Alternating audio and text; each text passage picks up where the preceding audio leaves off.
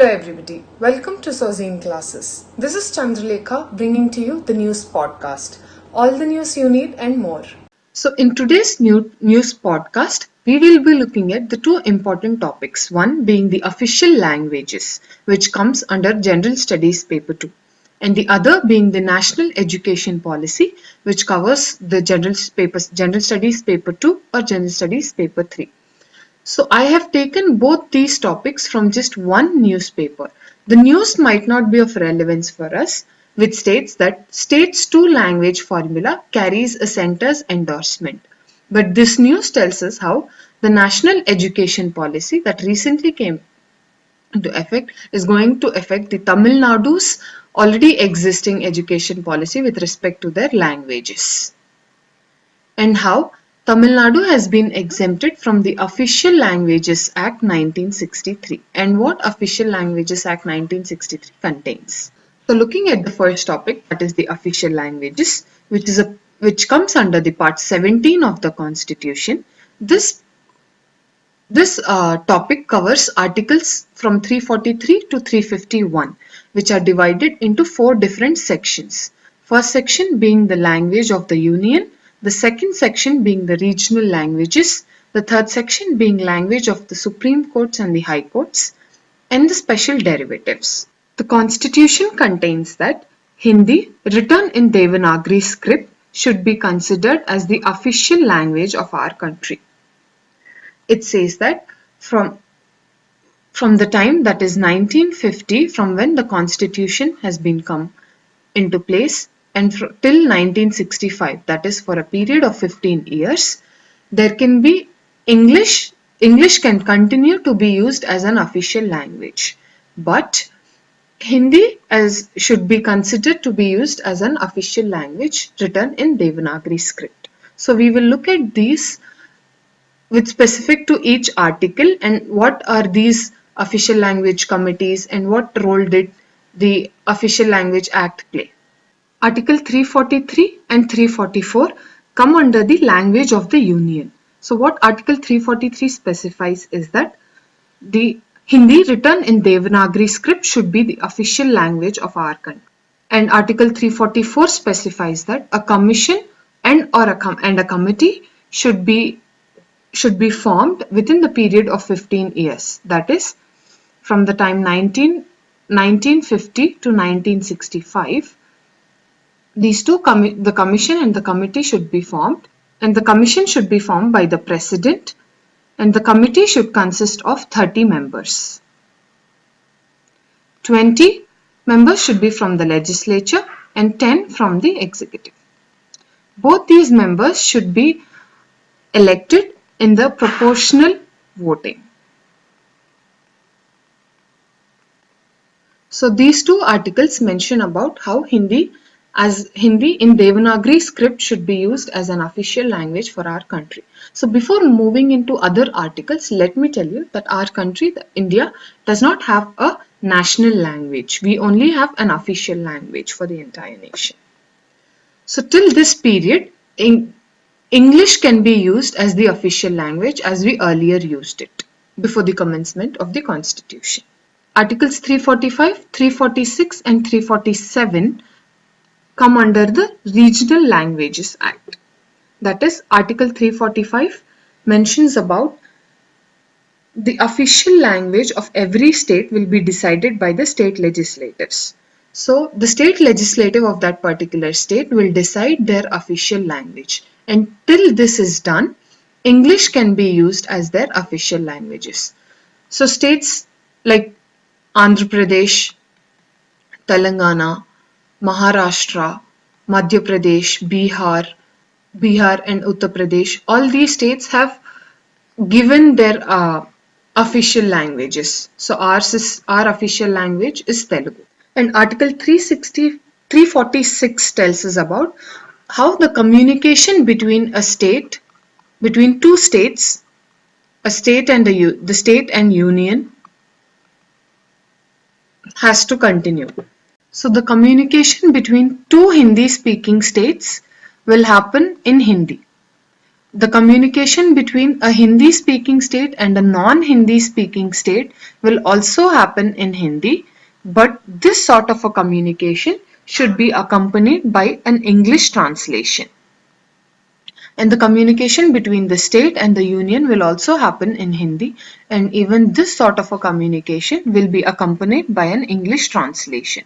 So this is what Article 346 had to inform. And in this process, in the year 1955, when a committee was formed headed by B. Khel, they have given few reports on the usage of Hindi as the national official language of our country. So with this came into picture the Official Languages Act of 1963, which made which gave English an ultimatum, that is, English as a language can be used indefinitely for an indefinite period, which says that though Hindi is the official language of our country, English can be used for an indefinite period even after the year 1965.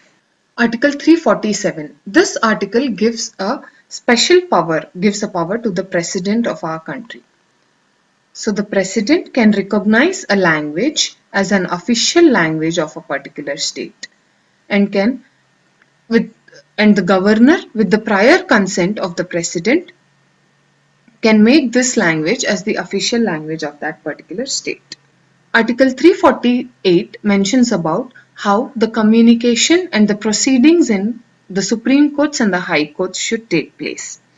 So this mentions that the proceedings in Supreme Courts and High Courts can happen in English. But the High Court proceedings can alter with the previous consent of the President. So the High Court proceedings can alter with respect to their official languages, but this has to happen only with the prior consent of the President. So the Governor can do it with the prior consent of the President. Article 349 says that a special provision for the enactment of certain laws, that is, both the legislature and the executive cannot make any provisions, any special laws related to this Official Languages Act. And Article 350 tells about the language to be used in representation for redress of grievances. That is, which means that any person who does not know how to speak their Hindi or their any other language, official language of the state, and has a local language of their own, they can present their redress in front of the court in their own languages, in their own language. And this cannot be taken down by any of the courts informing that and depriving them of their own languages. So there has to be a translation, and then all these cases should be taken up. Article 350 is divided again into two parts. So the major reason for Article 350 is to preserve the linguistic groups of few small groups that speak a specific language. Since ours is a diverse country and we have multiple languages, these two articles specify that facilities for instructions of the mother tongue, that is, the school going children at their early age itself should be introduced to the particular state's official languages, and they should have the exposure of their not just their own mother tongue but also exposure to the official Hindi language. And Article 350 mentions that there is an special officer appointed for the linguistic minorities who looks after the preservation of their particular language. And Article 351 talks about the Directive for Development of Hindi as a language. So this is the duty of the Union to promote the language Hindi, to promote language that is Hindi. So ultimately, in order to have Hindi as an official language, there have to be steps taken and followed and measures taken which say about how Hindi has to be preserved and used as an official language. So in this entire thing, the Official Languages Act, which came into picture in 1963, which tells about English can be used as the official language for indefinite period along with Hindi. So that says whenever you observe any laws that come into picture. You when you get into the particular government websites and look, you will find PDFs written in both Hindi and English language. So this is one of the major reasons why you should have this. And this article also mentions the exemption under clause 3, mentions about the exemption of Tamil Nadu using Hindi as their official language. This was about the official languages and all the news, all the important articles that is required with respect to the official languages. The second topic we will be looking at today's news podcast is about the national education policy. So in our country, before 2020, that is the recent national education policy that came into picture. Before this, we had two national education policies. That is one in the year 1968 under the Indira Gandhi government, and the other in the year 1986 under Rajiv Gandhi government. And this national education policy in the year 1992 under PV Narasimhan government underwent some changes and was modified. So let us look at our latest national education policy and what does this contain. So the latest national education policy aims at making India a global knowledge superpower.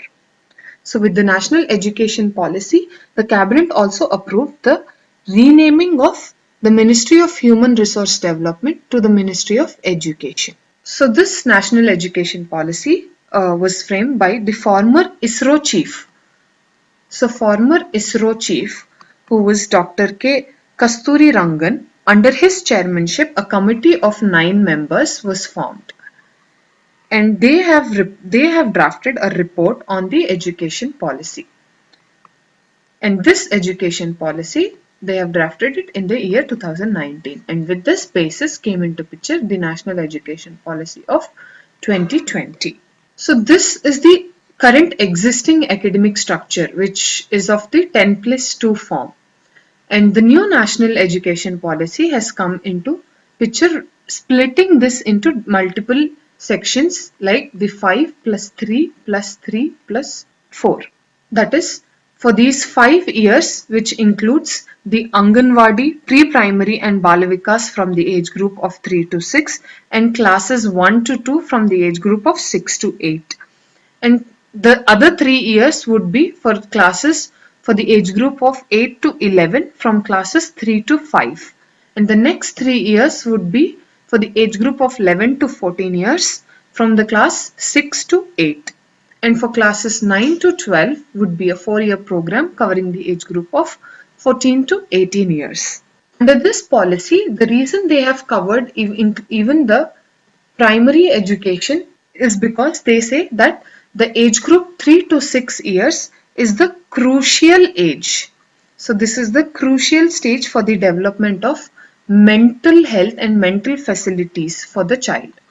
So that was this is the sole reason for including the Anganwadi and the pre-primary school sections for 3 years. That is the age group of 3 to 6 in this.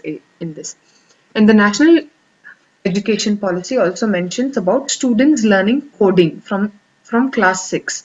So this you notice if you look at China, even a second grader or a third grader in China, children of second class and third class start coding. So our country has taken inspiration from China and we look at including coding education for students from class 6 itself. And mother tongue to be a medium of instruction till class 5. So till the class 5, the student will not be forced to learn in any other language, especially English. So they have a choice to learn subjects and everything with respect to what their school teaches in their specified mother tongues. So the reason government had quoted for having this is because they say that students would have a better understanding of things when told in their own languages. So this is, and also for the adaptation of local language. So to promote the adaptation of local language. The primary school students, The report cards would be given in a holistic manner, that is covering the 360-degree holistic progress card. So which says how are you doing in your academics, co-curricular activities like dance, singing, music, etc. Whatever you're interested in, sports. So the report card will be on a holistic basis.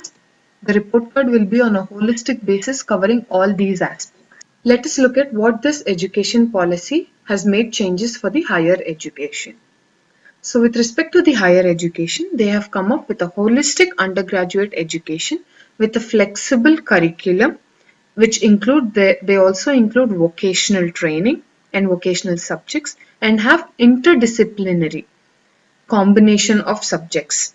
So such like, unless like the time we have now, that is for all the sciences and arts and humanities subjects, it wouldn't be very stringent like this. So there would be a flexibility and the student will have a choice of their own to choose which subjects they want to master in. Sanskrit will be offered at every stage along with other languages. So it is a choice of the students to choose. And the flexibility of this is in such a manner that the student is provided with multiple entry and exit points when it comes to their higher education. Students who are good in extra and co-curricular activities have an option called the Academic Book of Records, Bank of Records, Bank of Credits.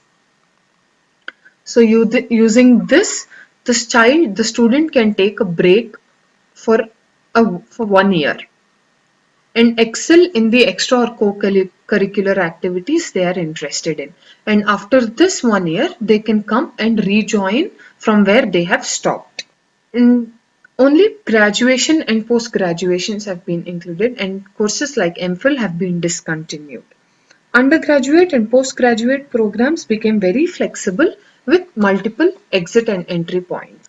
A body of multidisciplinary education research universities, in short form called the MIRU, at par with the IITs and the NITs or IIMs, will be set up as models for multidisciplinary education. And to improve research culture in our country, they came up with a National Research Foundation, which will be formed as an apex body. Along with this National Research Foundation, this Higher Education Commission of India, which is called HECI, that is the Higher Education Commission of India, will also be set up as a single umbrella body for the entire higher education. But this will exclude the medical and the legal departments. So the Higher Education Commission of India will be set up under a single umbrella body for the entire higher education, excluding the medical and legal educations. With the new education policy coming into picture and having a lot of change in the education system, there was also a change made for the teachers to have improved and better teaching facilities with respect to and complementing the new national education policy. So when it comes to teachers, there is a new national curriculum framework for teachers education, that is NEFTE, set up for 2021. And by the year 2030, a minimum qualification for teacher's degree would be an integrated 4-year education, B.Ed education. So these two are going to be mandatory for teachers with respect to the national education policy. So this was about the new national education policy that was implemented in the year 2020. These are the questions with respect to your daily news diary today. So you can visit the website www.sozineclasses.com for all the explanation you need for these questions. Let me read out a few of the questions for you. Vaccine development is not about winning a race. Discuss. It is a part from your general essay paper. Question number 2 reads, what is the 5-point action plan agreed upon at the Indo-China Foreign Ministers meet? And the third statement is, how is gold a safe haven appeal amidst the pandemic? This under GS paper 3. So these are few of the short questions. So you will find answers to these in the website Daily News Diary of Sozin Classes. Here is the practice prelims question from the today's newspaper, and the question reads, which of the following statements stands correct to the Index of Industrial Production, that is IIP. Option 1. The index is released by Ministry of Statistics and Program Implementation. The IIP growth trend mirrors the gross state domestic product weighted workplace mobility trend. The IIP in the post-pandemic months is not being compared with the IIP for months preceding the COVID-19 pandemic. And the options are option A 1 alone, option B 1 and 2, option C 2 and 3, and option D 1, 3. Please leave your answer below in the comments section. And this is from your yesterday's DND. This is the prelims question from your yesterday's DND, and the answer is option B. For a detailed explanation for this question, please visit to our website www.sozineclasses.com. Thus, leaving you all to write your answer below in the comments section. This is Yours News Podcast. Tomorrow is another day with another news. Thank you and have a great day.